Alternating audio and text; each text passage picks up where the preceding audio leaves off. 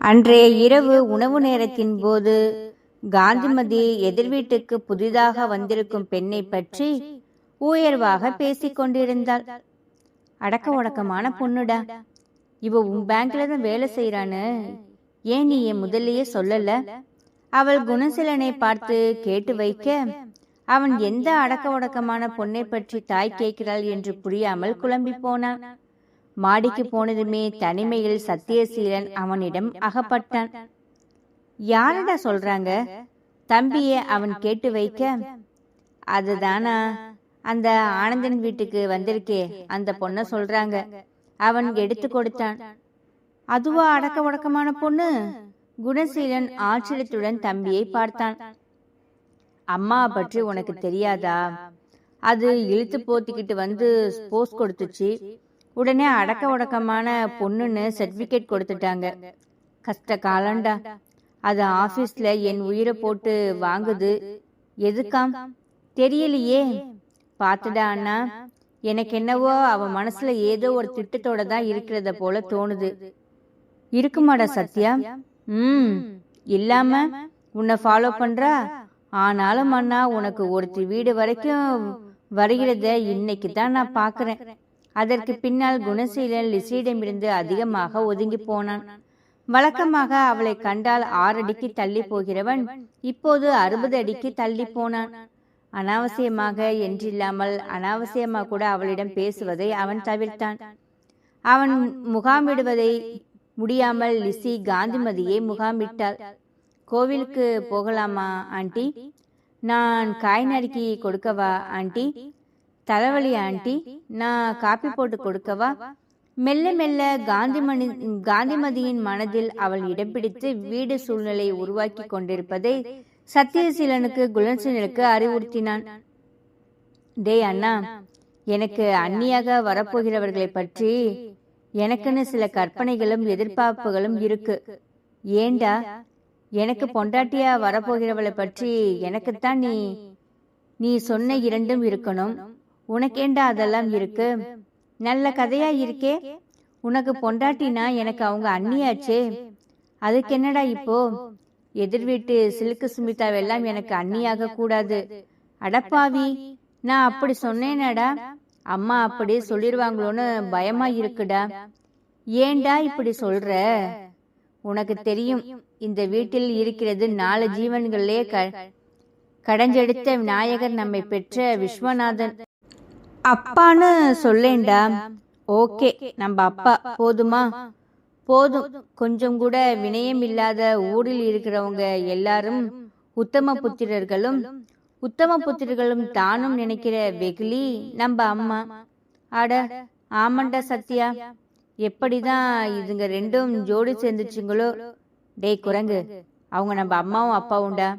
அப்பனும் ஆத்தாலும் தான். யாரு இல்லைன்னு சொன்னது? அந்த அருமை அம்மா எதிர் வீட்டு ஜெகன்மோகினிய வசியம் பண்ணிட்டாலோன்னு எனக்குள்ள ஒரு சம்சயம். சத்தியசீலன் புத்திசாலி. உறுதியாக எதையும் உணராமல் அவன் அதை சொல்ல மாட்டான். குணசீலனின் நெற்றியில் சிந்தனை ரேகைகள் படிந்தன. அப்படி எதுவும் கால கொடுமை இந்த வீட்டில் நடந்து போச்சுன்னு வச்சுக்க, நான் இந்த வீட்டில் இருக்க மாட்டேன். ஹாஸ்டலுக்கு ஓடிடுவேன். முதல்லயே சொல்லிட்டேன். இத உன் மனசுல வச்சுக்க. அடச்சி, வாய கழுவு. அதெல்லாம் மவுத் வாஷிலே கொப்பளித்து துப்பிட்டான் வச்சிருக்கேன். அந்த சொப்பன சுந்தரி என்னை ஒரு மார்க்கமா பார்த்து சிரிச்சு வைக்கிறதடா அண்ணா. உன்னை மட்டுமில்ல, நிறைய பேரை அப்படிதான் அந்த மகராசி பார்த்து வைக்கிறா. அவ போய் எனக்கு அண்ணியா வருவதா? அதுக்கு பதில் நான் ஊரை விட்டு ஓடி விடுவேண்டா. நீ கவலையே படாத. குணசீலன் உத்தரவாதம் கொடுத்த பின்னால் தான் சத்தியசீலன் அந்த பேச்சையே விட்டான். இதை இப்படியே விட்டுவிடக் கூடாது. சுரேஷ் வேறு பூர்ணிமாவை சுற்றி சுற்றி வர ஆரம்பிக்க, குணசீலன் காத்திருந்தவன் காதலியை நேற்று வந்தவன் பார்வையிட ஆரம்பிப்பதா என்று கொதித்து போனான். பூர்ணிமாவை ஜாடையாக பார்க்காமல் நேரடியாக அவன் முறைக்க ஆரம்பிக்க அவள் தடுமாறி போனாள். எதுக்கு கோவப்படுகிறான்? அவளுக்கு புரியாதது லிசிக்கு புரிந்துவிட்டது. இவன் இவளை காதலிக்கிறானா? அதை உறுதிப்படுத்துவதை போல அன்று சுரேஷ் பூர்ணிமாவுடன் பேச வந்தபோது இடையில் குறுக்கிட்ட குணசீலன் பேசினான். பூர்ணிமா, எஸ்பி டேட்டால் என்ன? அதுவரை அவளது பெயரை சொல்லி நேரடியாய் அவளை அழைத்து பேசிராதவன் முதலில் அவள் பெயரை சொல்லி அழைத்து பேசியதும் பூர்ணிமா ஆனந்தத்தில் திக்குமுக்காடி போனாள். என்ன கேட்டீங்க? எஸ்பி டோட்டல் கேட்டேன். அதுக்கு ஏன் இவ்வளவு பதட்டம்? மெதுவா நிதானமா பதில் சொல்லுங்க. சுரேஷை மறந்து போனவளாக பூர்ணிமா குணசீலனின் பக்கம் திரும்பிவிட சுரேஷ் திரும்பி போய்விட்டான். குணசீலனின் முகத்தில் திருப்தி வந்தது. அவனுடைய வார்த்தையை கேட்டதும் அவனுடைய காதலி சுரேஷை பொருட்படுத்தாமல் அவன் கேட்டதை செய்து விட்டாள் என்பதில் அவனது ஆண்மை கர்வம் கொண்டது. பூர்ணிமா சந்தோஷமான பூங்காற்றில் திளைத்து கொண்டிருந்தாள். அவன் என்னிடம் பேசிவிட்டான். அடிக்கடி அவளது பார்வை ஆவலுடன் அவன் பக்கம் பாய ஆரம்பித்தது. அதை மறக்காமல் அவன் பார்வை எதிர்கொண்டது. இனமகள் படபடக்க அவனை பார்ப்பதும் அவனது பார்வையை உணர்ந்து வயிற்றில் பட்டாம்பூச்சிகள் பறக்க இமைகளை தாழ்த்தி கொள்வதுமாக இருந்தாள் பூர்ணிமா. கால்கள் தரையில் படாமல் வானத்தில் மிதப்பதைப் போல அவளுக்குள் இருந்தது. அவளிடமிருந்து வெளிப்பட்ட சந்தோஷ ஊற்றை அவனுக்கு ரசித்து கொண்டுதான் இருந்தான். இந்த நாள் இனிய நாள். அவர்கள் இருவருமே ஒன்று போல இதை நினைத்தார்கள். அன்று மாலையில் அவர்களது பேங்கின் புது வருட கொண்டாட்ட விழா நடந்தது. விருந்தின் ஆரம்பத்தில் பூர்ணிமாவை பாடச் சொல்லி அழைத்தார்கள். அது வழக்கமாக நிகழும் நிகழ்வுதான். இனிமையான குரல் வளம் கொண்ட பூர்ணிமா முறையாக சங்கீத பயிற்சியை பெற்றவள். அதனால் அலுவலக விழாக்களில் தயக்கமில்லாமல் பாடுவாள். அன்றைய மகிழ்வில் அவள் மனம் சந்தோஷம் ஊஞ்சலாடி கொண்டிருந்தது. அதுவரை அவனை முறைத்து கொண்டிருந்த காதலன் ஒரு வார்த்தை வாயை திறந்து அவளிடம் பேசிவிட்டான். அவள் அந்த தாள முடியாத மன சந்தோஷத்தில் ஆழ்ந்து போயிருந்தாள். அவள் மேல் அவனுக்கு இருப்பது என்ன? ஆசையா? இல்லை கோபமா? இன்னும் அவளால் அதை அனுமானிக்க முடியவில்லை. ஆனாலும் கோபமுகத்தை மட்டுமே அதுவரை காட்டி வந்தவன் அன்பாய் ஒரு வார்த்தை பேசியதில் அவள் ரெக்கை இல்லாமல் வானில் பறந்து கொண்டிருந்தாள். உன் பழக்கத்தில் ஏன் இந்த துடிப்பு? என் பருவத்தில் ஏன் இந்த தவிப்பு? ஆசையா கோபமா? ஆசையா கோபமா? ஆசையா கோபமா? அதுவரை அவள் இப்படிப்பட்ட உல்லாசமான காதல் பாடலை பாடியதே இல்லை. குணசீலனை பார்த்தபடி பாடிய அவளின் பாடல் அவனை கொக்கி போட்டு இழுக்க அவன் புருவங்கள் ஏறி இறங்கின. அவன் என்ன செய்ய போகிறான் என்று அவள் அனுமதிக்கும் முன்னரே அவன் அவள் அருகில் இணைந்து நின்று மைக்கை பிடித்து விட்டான். உன் கண்களில் ஏன் இந்த சிரிப்பு? உன் கண்களில் ஏன் இந்த கொதிப்பு? ஆசையா கோபமா? ஆசையா கோபமா? ஆசையா கோபமா? அவளுடைய பாடலுடன் இணைந்து அவன் பாட ஆரம்பித்ததும் கேட்டுக்கொண்டிருந்தவர்கள் மத்தியில் உற்சாகம் வெள்ளம் கரை புரண்டோடியது.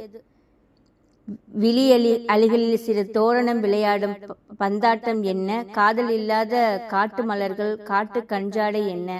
பூந்தோட்டம் ஆடுவதென்ன? அந்த கோலத்தில் மூடுவதென்ன? ஆசையா கோபமா? குணசீலன் லேசாக கால்களை ஆட்டிய வண்ணம் பாடியது பூர்ணிமாவுக்கு பிடித்திருந்தது. பதிலுக்கு அவளும் உதடுகளில் இளநகையோடு அவனை பார்த்து புருவங்கள் உயர்த்திய வண்ணம் பாடினாள். என் இதழில் இளமேனியில் இந்த கோலம் நீ காணலாமே. கேட்டு பாடில்லாமல் தோட்டம் கண்டு ஆட்ட நீ போடலாமே. மலர் சூடும் முன்னால் என் ராகம், மன ஆகும் முன்னால் என் தாளம். ஆசையா கோபமா? அன்றைய மாலை பொழுதுக்கு பொன்மாலை பொழுதாக அவர்கள் இருவருக்குமே மாறி மாறி போனது. விருந்து முடிந்து கிளம்பிய போது அவர்கள் இருவரின் மனமும் பொங்கி ததும்பி கொண்டிருந்தது. பூர்ணிமா ஸ்கூட்டியை எடுக்க போனவளின் பின்புறம் இருந்து குணசீலனின் குரல் ஒலிக்க சற்றென்று திரும்பியவன் நெருக்கமாக நின்றிருந்தவன் மேல் மோதி தடுமாறி விலகினாள். எதுக்கு இந்த பதட்டம்? உரிமையுடன் அதட்டியவனின் கையே அவளது முடிக்கோதி விலகியது. லிசி ஒரு முடிவெடுத்து விட்டாள். ஒன்று, அவளுக்கு குணசீலன் கிடைக்க வேண்டும். இல்லை என்றால் அவனது காதலும் நிறைவேறக்கூடாது. பூர்ணிமாவுக்கு அவன் கிடைத்து விடக்கூடாது. அவங்க ஒன்னும் லவ்வர்ஸ் இல்லை லிசி. பட் பூர்ணிமா குணசீலன் விஷயத்தில் ரொம்பவும் பொசசிவாக இருப்பான். மதிய உணவு வேளையின் போது சுகுணா சொன்னாள். எதை வச்சு அப்படி சொல்றீங்க? நான் பார்த்த வரைக்கும் அவங்க ரெண்டு பேருமே பேசிக்கிட்டது கூட இல்லையே.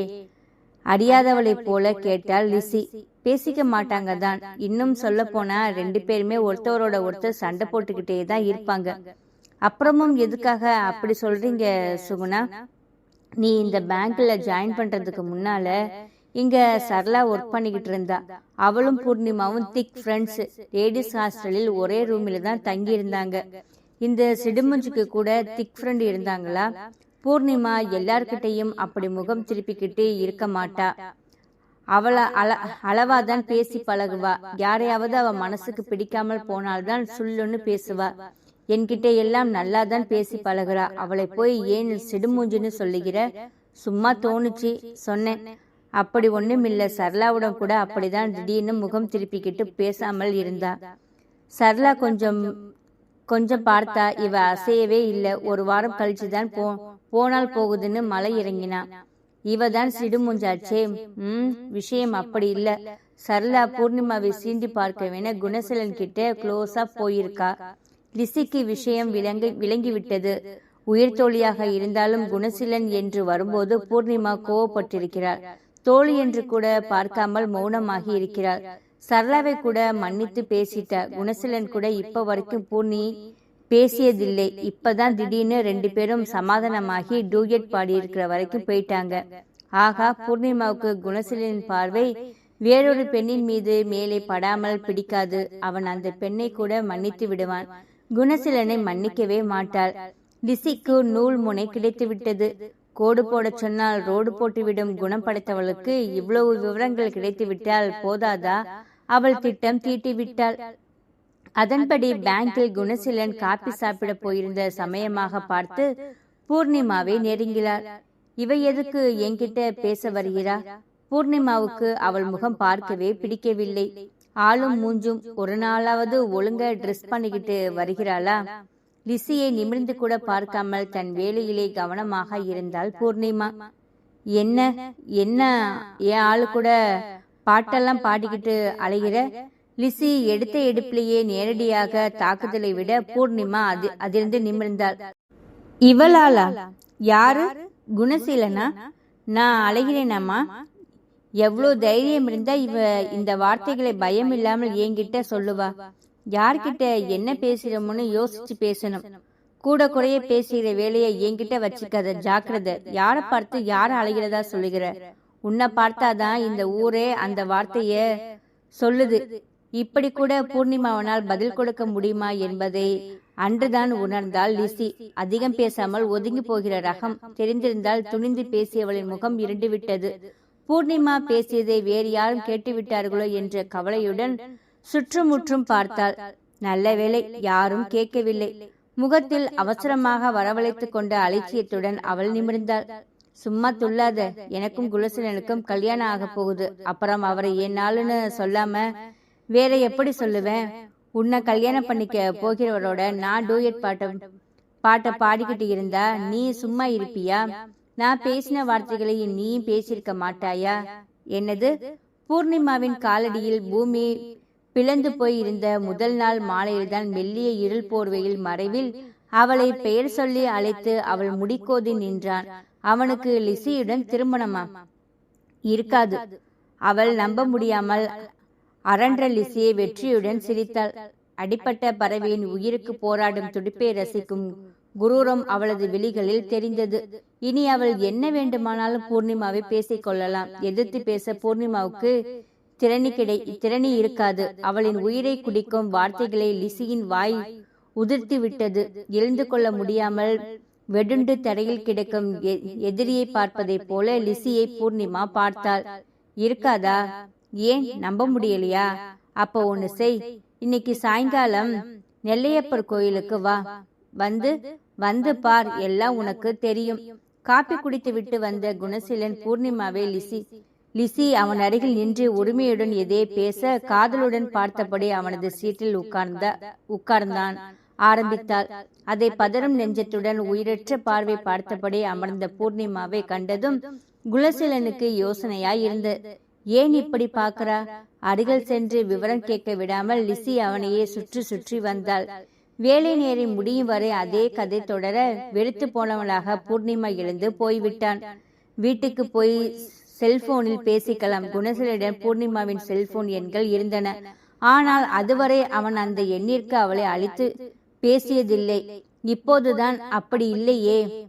முதல் நாள் முன்னிரவு மாலை பொழுது நினைத்து பார்த்தவனின் நெஞ்சம் இனித்தது.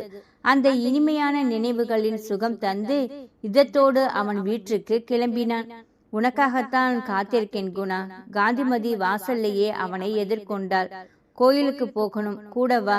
விஸ்வநாதனால் கூட வர முடியாத சமயங்களில் குணசீலன் காந்திமதியை கோயிலுக்கு அழைத்து போனது உண்டு. அந்த நினைவில் முகம் கழுவி உடைமாற்றி கொண்டு தாயுடன் கோவிலுக்கு கிளம்பினான் குணசீலன். உன் வண்டி வேண்டாண்டா, காரை எடு. காந்திமதி கூறியதும் குணசீலன் திகைத்தான். அவர்கள் வீட்டில் கார் உண்டுதான். ஆனால் அதை குடும்பத்தோடு வெளியில் போகிற போது மட்டும்தான் பயன்படுத்துவார்கள். மற்ற நாட்களில் அவரவரின் இருசக்கர வாகனங்கள் தான் பயணிப்பார்கள். அதற்கு முன்னால் காந்திமதியை கோயிலுக்கு அழைத்து செல்லும் போது அவர்கள் இருசக்கர வாகனத்தை தான் குணசீலன் அழைத்து சென்றிருக்கிறான். கார் எதுக்குமா?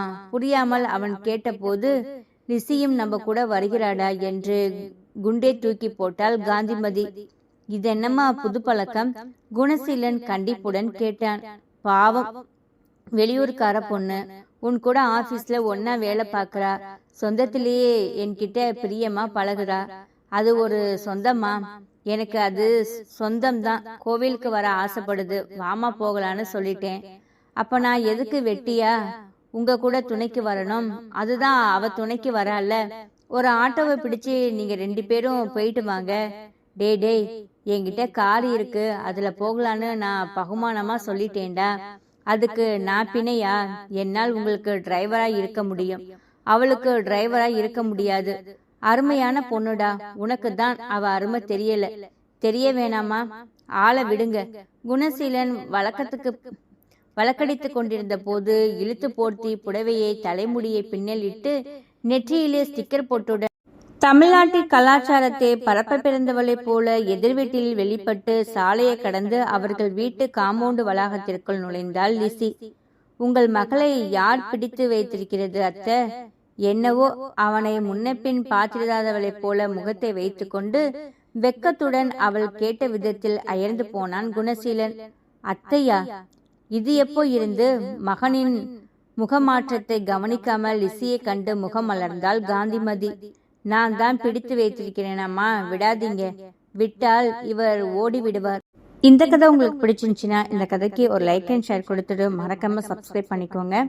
ஆல்ரெடி நான் இந்த கதை முத்துலட்சுமி ராகவன் மேமோட கதைன்னு சொல்லி தான் நான் டிஸ்கிரிப்ஷன்ல போட்டிருக்கேன். இன்னைக்கு ஒருத்தவங்க கமெண்ட்ல கேட்டிருந்தாங்க, அவங்களோட பர்மிஷனோட இந்த கதையை போடுறோமான்னு கேட்டிங்கன்னா இல்லை தான். ஆனால் இந்த கதைக்கான முழு பாராட்டுமே அவங்களுக்குன்னு சொல்லிட்டு நாங்கள் ஆல்ரெடி டிஸ்கிரிப்ஷனில் அவங்களுடைய நேம் கொடுத்து தான் வச்சுருக்கேன். பார்க்காதவங்க போய் பார்த்துக்கோங்க. இந்த கதைக்கு பார்த்தீங்கன்னா முழு இது பாராட்டுமே அந்த மேம்க்கு தான் போய் சேரும். ஜஸ்ட்டு நாங்கள் எடிட் பண்ணுறோம், வாய்ஸ் ஓவர் கொடுக்குறோம், அவ்வளோதான் எங்களுடைய வேலை. இந்த கதை முழுக்க அவங்களுக்கு சொந்தமானது தான். இதை உங்ககிட்ட எனக்கு சொல்லணும்னு தோணுச்சு, அதனால தான் இந்த இன்ஃபர்மேஷன் உங்ககிட்ட கொடுக்குறேன். நன்றி.